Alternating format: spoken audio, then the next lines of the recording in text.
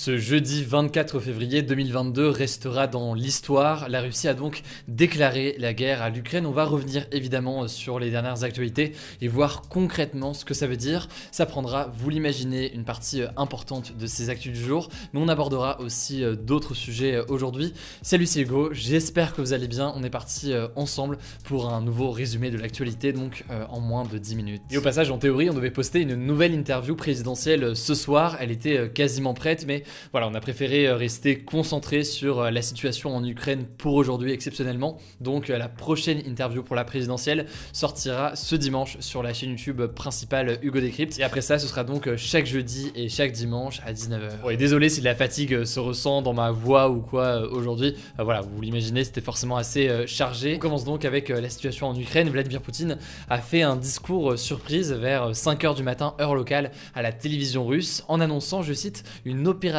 militaire en Ukraine et donc sans employer le mot guerre. Pour justifier cette invasion, Vladimir Poutine a dénoncé, je cite, un génocide organisé par l'Ukraine dans l'est du pays à l'égard des populations des régions de Louhansk et de Donetsk, qui sont en fait deux territoires officiellement ukrainiens mais qui se considèrent, une partie d'entre eux en tout cas, comme russes. Ils parlent russe, etc., etc.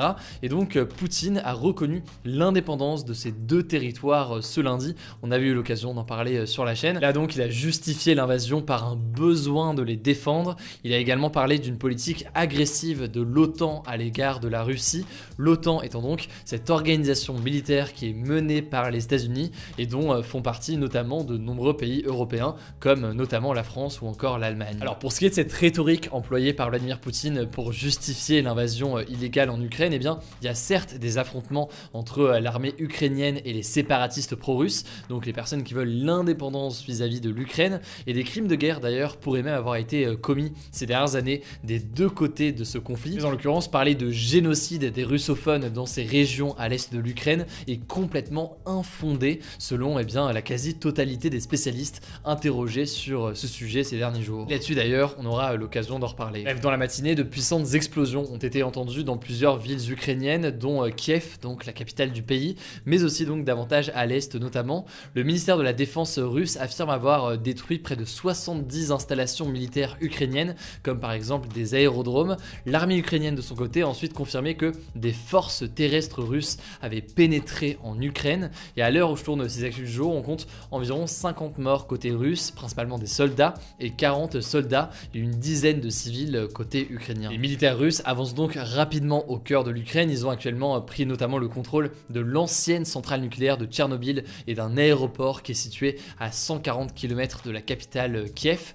Concrètement, en Ukraine, de très nombreux civils sont en train d'essayer de fuir le pays par la route ou à pied. Et dans plusieurs villes, ils ont dû se mettre à l'abri de bombardements russes en se réfugiant tout simplement dans des abris comme le métro. Et par ailleurs, déclaration très forte, le président ukrainien Volodymyr Zelensky a annoncé qu'il donnerait les armes, je cite, à quiconque veut défendre le pays. Alors vous l'imaginez, les réactions ne se sont pas faites attendre. Le chancelier allemand Olaf Scholz a évoqué une journée sombre pour l'Europe. Le président américain Joe Biden a dénoncé une attaque injustifiée et dans une déclaration conjointe, la Commission européenne et le Conseil européen ont dénoncé l'agression sans précédent et gratuite de l'Ukraine par la Russie. Cette invasion se faisant évidemment sans respect du territoire ukrainien et de façon complètement contraire au droit international. Alors de son côté, Emmanuel Macron s'est adressé aux Français en milieu de journée. Il a commencé par saluer le courage et la détermination du président ukrainien avant de déclarer que la Russie avait, je cite, porté l'atteinte la plus grave à la paix, à la stabilité dans notre Europe depuis des décennies. Il a également affirmé qu'il y aurait des lourdes conséquences à ce qu'il qualifie être un acte de guerre. Il pourrait notamment y avoir des sanctions sur le plan militaire, économique et dans le domaine de l'énergie.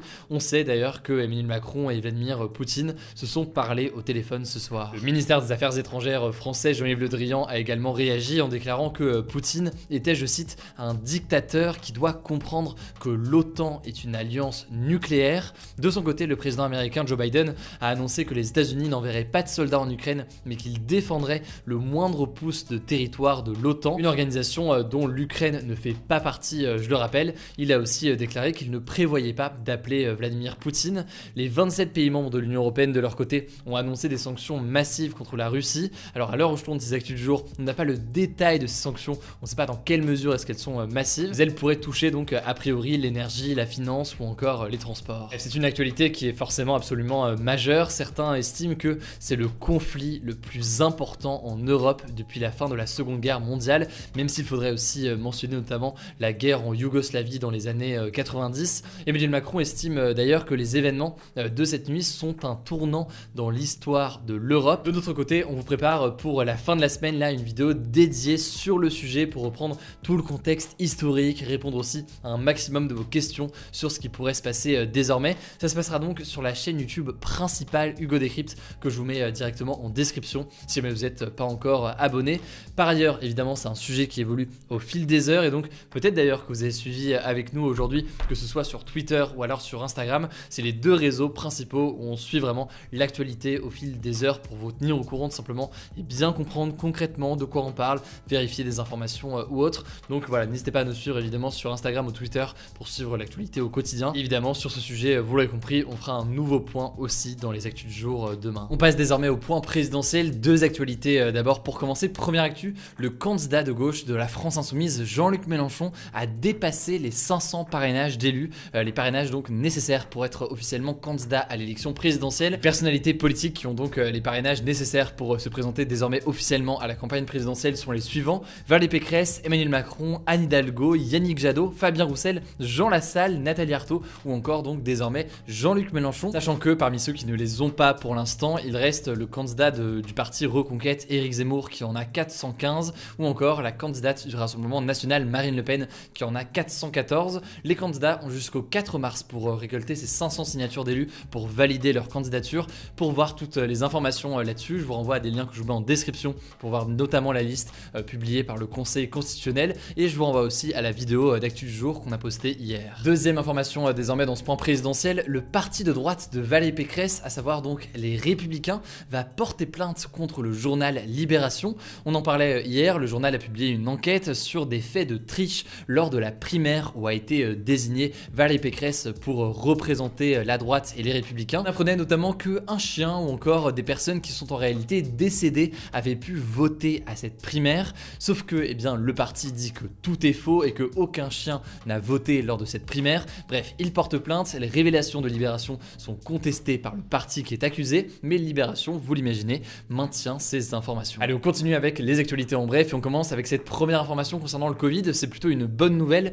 le variant BA.2 qui est en fait un sous-variant d'Omicron davantage contagieux ne devrait pas causer de nouvelles vagues dans l'épidémie de coronavirus selon l'Institut Pasteur qui étudie donc le Covid depuis le début de la pandémie. En fait, comme de nombreuses personnes ont eu le coronavirus ces dernières semaines, il y a une forte immunité en ce moment au sein de la population française, ce qui limite donc fortement les contaminations. C'est donc très rassurant puisque ce variant BA2, on en avait pas mal entendu parler ces derniers jours, mais donc là c'est une nouvelle plutôt positive. Deuxième information, 63 milliardaires, en fait 63 des 119 milliardaires français polluent plus que la moitié de la population française. C'est le résultat d'une étude des ONG Oxfam et Greenpeace. En gros, ils polluent via leur mode de vie, leur consommation, leur voyage en avion, mais surtout via leurs investissements financiers, parfois dans des éléments très polluants. Par exemple, si un milliardaire a investi dans une entreprise qui pollue beaucoup, eh bien c'est pris en compte d'une façon dans ce rapport. Pour comprendre la méthode de calcul précise, etc., parce que c'est toujours un élément de débat et qui est intéressant dans tous les cas à aller voir, eh bien je vous mets des petits liens directement en description. Allez, troisième et dernière actualité de ce en bref, on part au Canada. La capitale Ottawa a décidé de décaler la Saint-Valentin d'un mois pour la passer donc du 14 février au 14 mars exceptionnellement. En gros, à cause des convois de la liberté, qui est donc un mouvement de protestation contre l'obligation de se faire vacciner contre le Covid. Ce mouvement a bloqué d'une certaine façon la ville pendant plusieurs jours, notamment pendant le 14 février, et donc les habitants dans certains cas n'ont pas vraiment pu fêter le 14 février puisque les restaurants notamment au centre-ville étaient fermés. C'est donc le conseil municipal qui a décidé de réorganiser une sorte de Saint-Valentin le 14 mars pour que les restos puissent ouvrir à l'occasion et faire un dîner de Saint-Valentin qui aidera donc ces commerçants, mais qui fera aussi pourquoi pas plaisir à certains amoureux. Alors le débat hier c'était le suivant: faut-il abandonner le système des 500 parrainages? Vous le voyez, il y a quand même une majorité de oui qui se dégage, mais on voit bien que le vrai sujet derrière c'est concrètement pour le remplacer par quoi, et donc là il y avait pas mal de débats là-dessus. Je vous mets pas de débat aujourd'hui, du coup ce sera tout pour ce nouveau résumé de l'actualité en moins de 10 minutes. Évidemment donc n'hésitez pas à nous suivre directement sur Twitter ou encore sur Instagram pour avoir les dernières informations à jour sur la situation en Ukraine. Évidemment ça évolue au fil des heures. On postera aussi au plus plus vite donc sur notre chaîne principale une vidéo de décryptage sur ce qui se passe plus largement en Ukraine avec le contexte historique, etc. etc. Écoutez, surtout, prenez soin de vous, prenez soin de vos proches et on se dit à demain pour une nouvelle vidéo.